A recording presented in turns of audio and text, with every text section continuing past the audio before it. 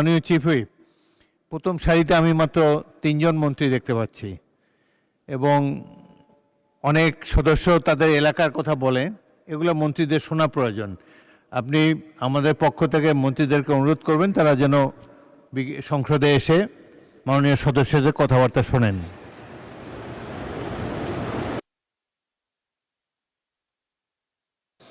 Chief whip বলেন। জি মাননীয় speaker, আজকে যে এইখানে মন্ত্রী নাই তার এক নম্বর কারণ হলো সংশ্লিষ্ট মন্ত্রীবর্গ মাননীয় প্রধানমন্ত্রীর সাথে সফরে আছেন। কারণ এখানে অনেকগুলা যে কয়জন নাই তা আছেন উনি ওনার সাথে, এবং অনেক ইম্পর্টেন্ট মানে যারা রাষ্ট্রীয় কাজে আছেন। আর বাকি অনেক মন্ত্রীরা এই সারিতে, দ্বিতীয় সারিতে সব সারিতে সকল মন্ত্রীরা কম বেশি উপস্থিত আছেন, কিন্তু প্রায় 30 জনের মতন আছেন। তো মাননীয় স্পিকার, আপনি যে কথা বলেছেন সেটা আমরা তাদের কাছে পৌঁছে দেবো। হ্যাঁ, না বেশি আছেন, 30 জনের বেশি আছেন, আমি গুনেছি। জি, তো আমাদের প্রায় 30-40 জন মন্ত্রী এখানে উপস্থিত আছেন, তারা শুনতে চান এবং শুনে প্রয়োজনীয় ব্যবস্থা গ্রহণ করবেন। ধন্যবাদ মাননীয় স্পিকার।